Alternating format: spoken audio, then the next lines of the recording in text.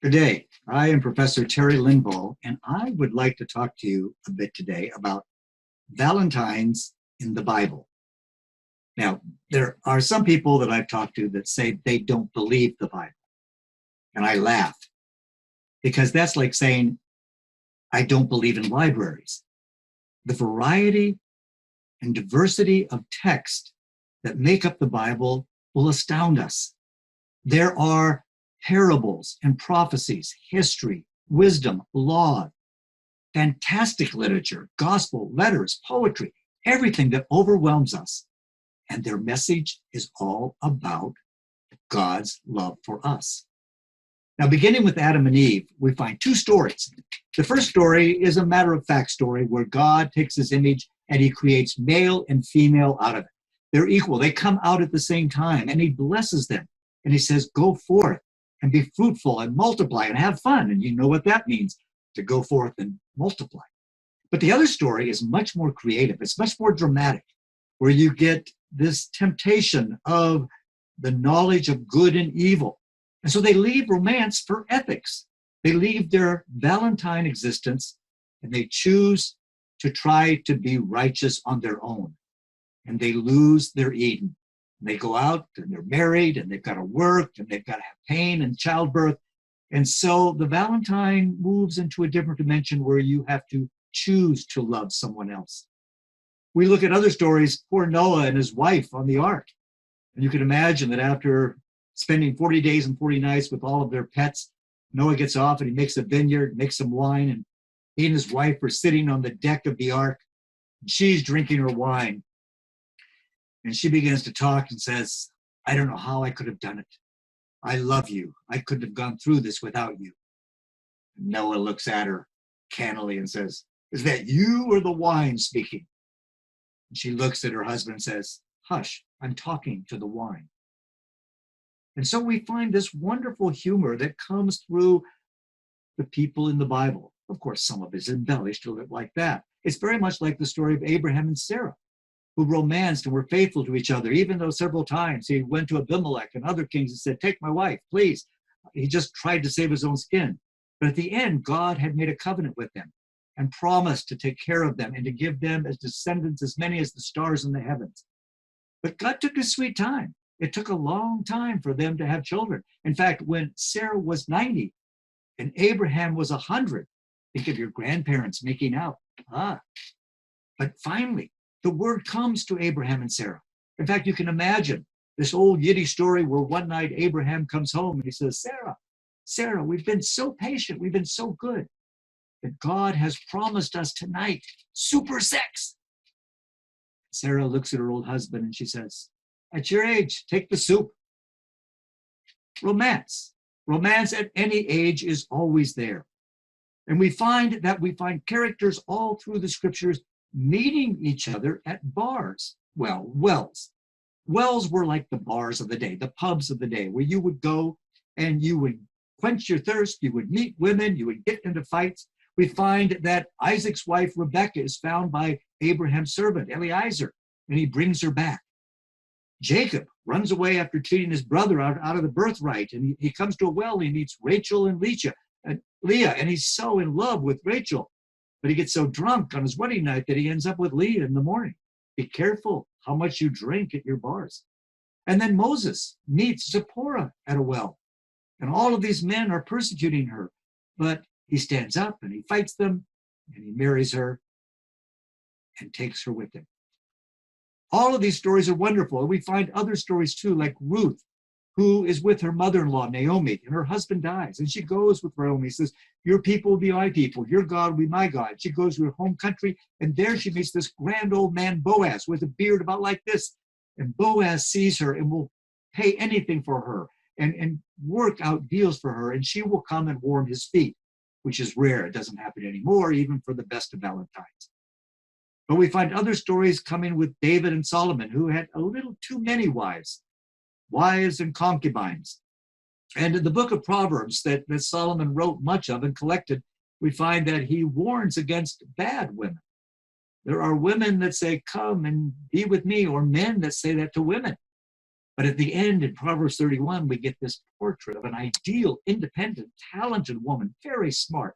And she is the one that everyone aspires to find for their Valentine. At the end of his life, David is put in bed with a young virgin, and he could get no heat. So poor David is there. And they wrote many Psalms and Proverbs after spending a wild life. In fact, if you look at the Song of Solomon that Solomon wrote, it's quite an erotic poem. He talks about your navel is like a round goblet, which doesn't need any more liquor. Your belly is like a heap of wheat set about with lilies, and your two breasts are two young fawns that are twins. Your neck is like a tower of ivory, and your eyes like the pools of Heshbon by the gate of Bath Rabbim. Your nose is like the Tower of Lebanon, which looketh forward toward Damascus. It's a noble, austere, and your head is like upon thee like Carmel, and the hair of thy head is like purple. How fair and how pleasant you are, O love, for delights. This your statue is like to me a palm tree, and your breasts are like clusters of grapes. And I said, I will go up to this palm tree. I will take care and hold of those boughs of grapes.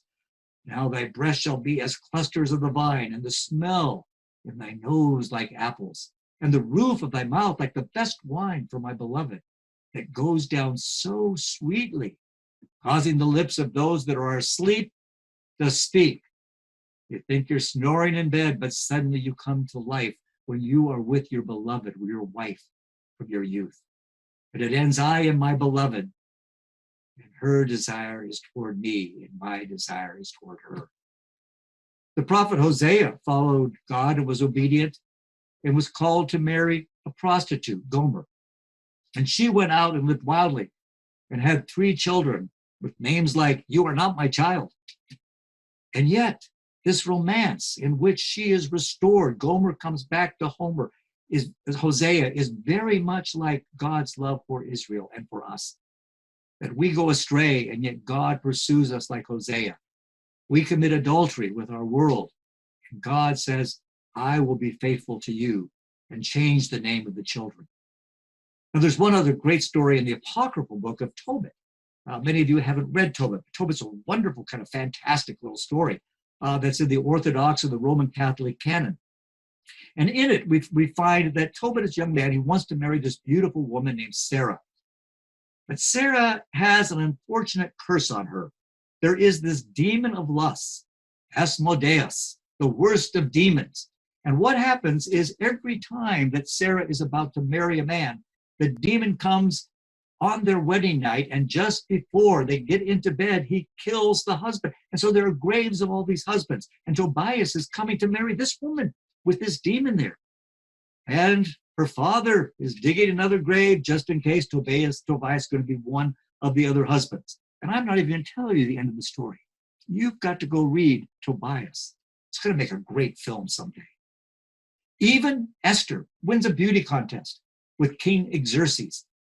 And after she brings love to his life, she realizes that her people are under a curse, and there is going to be a genocidal extermination of all the Jews unless she can stand up and appeal to her husband to save her people. It's a wonderful Valentine love story that leads to the wonderful Feast of Purim, where people boo and hiss and cheer for their favorite characters. And people would drink so much. In fact, the saying goes, you drink so much until you can't tell the difference between cursed be Haman and blessed be Mordecai. And whatever you're saying is just happy, happy language. But the Valentine love is there between these people.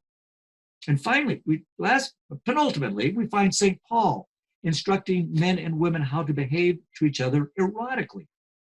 He is quite explicit. He says the man will control the woman's body. He has a way to woo her. And the woman has power over a man's body. She can make it do whatever she wants whenever she wants.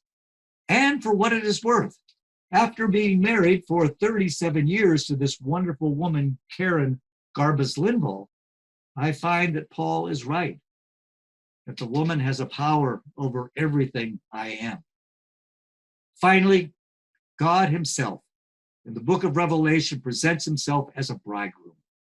The bridegroom comes to love and ravish his people, his church, Israel, his bride.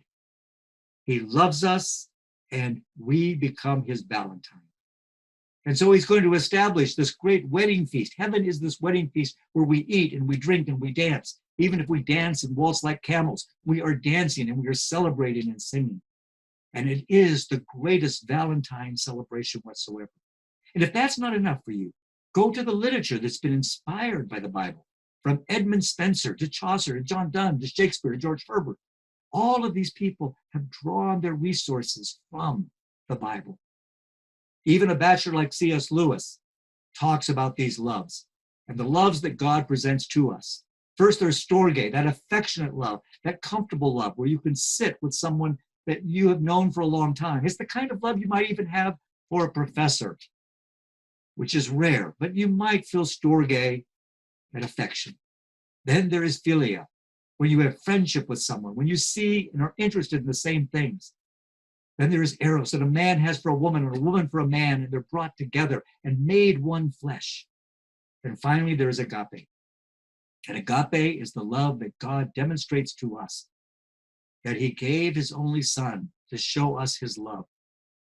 And he promises us new life and the ability to love one another with agape. And so, the Bible is God's Valentine to us, written in many different styles in many different ways, but it tells us that God loves us.